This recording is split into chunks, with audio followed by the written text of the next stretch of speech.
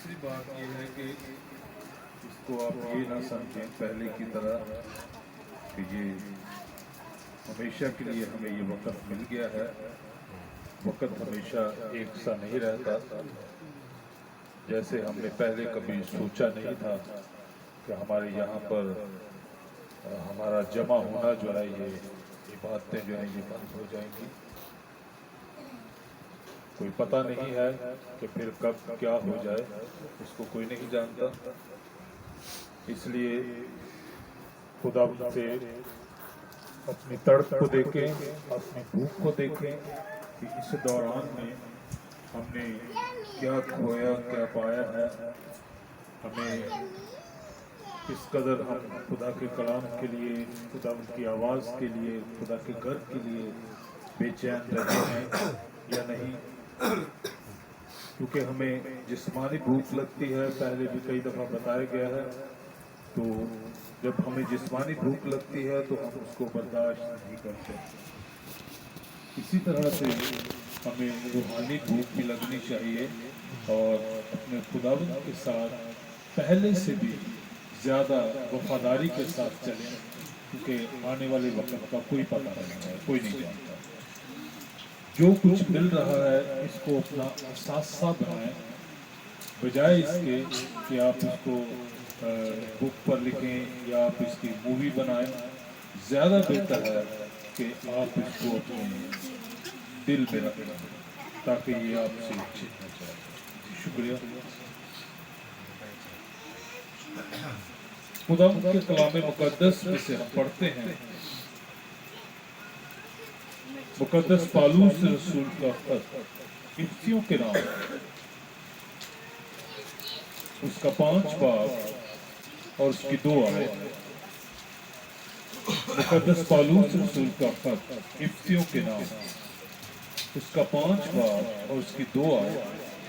خدا کے کلام مقدس میں افسیوں 5 باب اور اس کی 2 آیت میں یوں لکھا ہے، اور محبت سے چلو جیسے مسیح نے تم سے محبت کی اور ہمارے واسطے اپنے آپ کو خوشبو کی مانند خدا کی نظر کر کے قربان کیا. جی شکریہ. خدا کے کلام مقدس میں سے جو آیت ابھی ہم نے سنی ہے،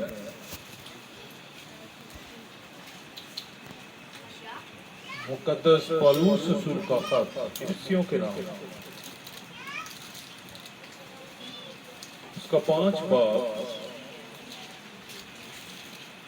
اور اس کی 2 آیت.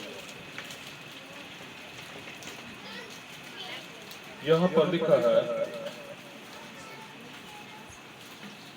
اور محبت سے چلو جیسے مسیح نے تم سے محبت کی اور ہمارے واسطے اپنے آپ کو خوشبو کی مانند خدا کی نظر کر کے قربان کیا.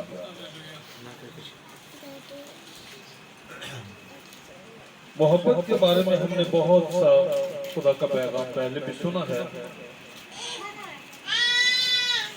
خدا نے ہمیں بہت کچھ سکھایا ہے محبت پر. ہم سب جانتے ہیں کہ خدا محبت ہے اور خدا اپنے کلام میں سے اپنے آپ کو ہی ہم پر کھول رہا ہے.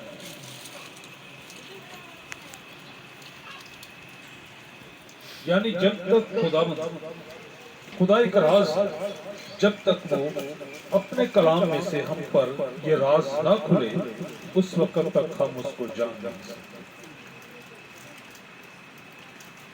خدا یہ چاہتا ہے کہ ہم سب اس کی محبت کی چوڑائی اور لمبائی اور اونچائی اور گہرائی کو جانیں.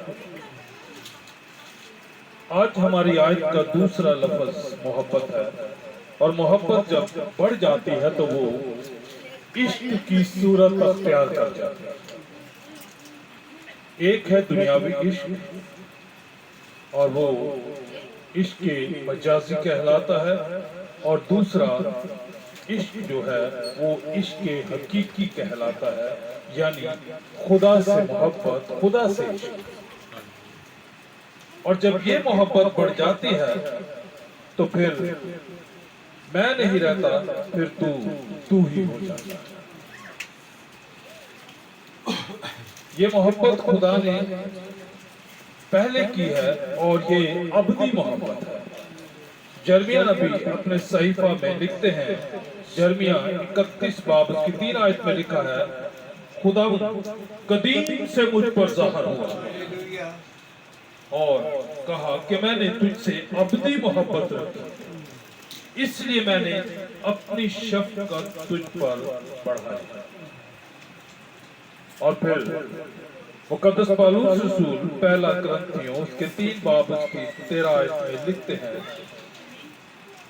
गर्ज, ईमान, उम्मीद, मोहब्बत ये तीनों दायमी है, मगर अफजल इनमें मोहब्बत है।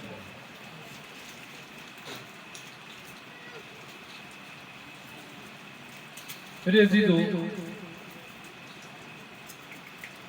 कलाम खुदा में लिखा है कि जब खुदा ने आदम को बनाया तो उसको बनाने से पहले खुदा ने अपनी मोहब्बत को फिजाओं पर मुस्तरद किया। खुदा ने अपनी मोहब्बत को हवाओं पर लिखा कि इंसान का दम घुट न जाए और उसको ताजा हवा मिलती रहे। खुदा ने अपनी मोहब्बत को चांद, सितारों और सूरज पर लिखा कि इंसान अंधेरा में घबरा न जाए।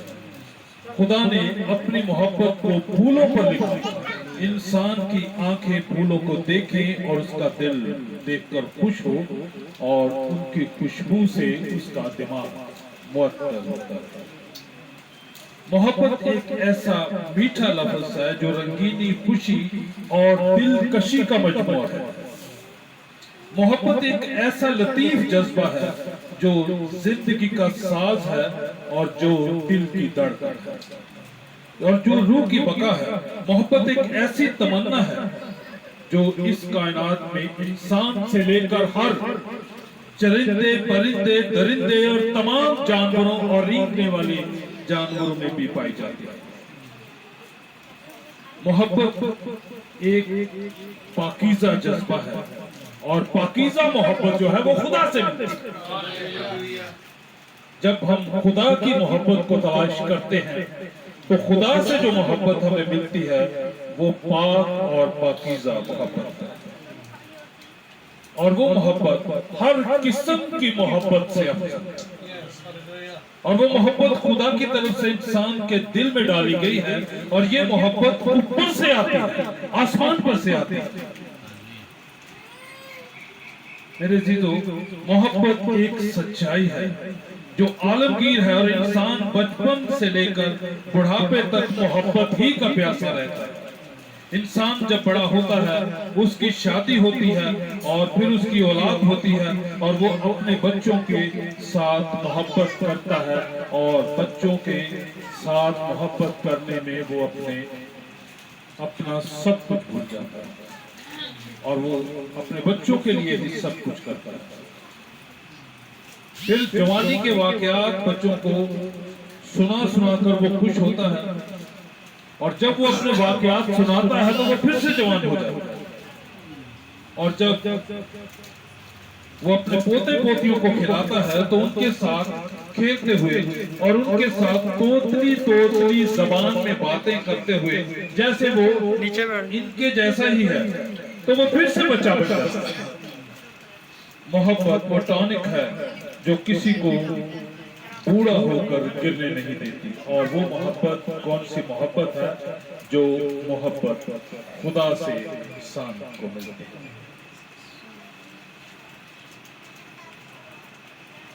उस वक्त जब ये मोहब्बत खुदा के साथ हो जाती है और फिर खुदा आपके साथ साथ रहता है और फिर खुदा आपको कभी गिरने नहीं देगा। ये मैंने अपनी जिंदगी में आजमा कर देखा है और कलाम मुकद्दस में लिखा है, चख कर देखो खुदा कितना मीठा है, आजमा कर देखो खुदा कितना मेहरबान है। खुदा आपको संभाल लेगा। मोहब्बत इंसान को ताजगी देती है। मोहब्बत वो सुर है जो दाऊद नबी की सुरों पर हमदो स्ताइश में गाया जाता है और फिर उसके साजों में बोलता है और हर एक को रूहानी जोश देता है। यही वो धड़कन है जो दिलों में पाई जाती है, यही वो उमंग है जो जज्बों में पाई जाती है, यही वो मौज है जो समंदर में नजर आती है, यही वो मौज है जो समंदर में दिखाई देती है। समंदर किस तरह से अपने किनारे से मोहब्बत करता है कि वो अपने किनारे पर गंदगी को रहने नहीं देता, बार बार जोश के साथ उछाल कर उसको बाहर फेंकता है, मगर वो फिर दोबारा उसी पानी से बहकर वापस आ जाता है। यही वो मोहब्बत है जो रोशनी है और जो सितारों में नजर आती है। यही वो ठंडक है जो फूलों पर गिरने वाली शबनों पर नजर आती है। यही वो रंग है यही वो रंग है जो मौसम में है, और यही वो खुशबू है जो फूलों में नजर आती है। मेरे अजीजों, मोहब्बत की खुशबू जब फैलती है और वो अपने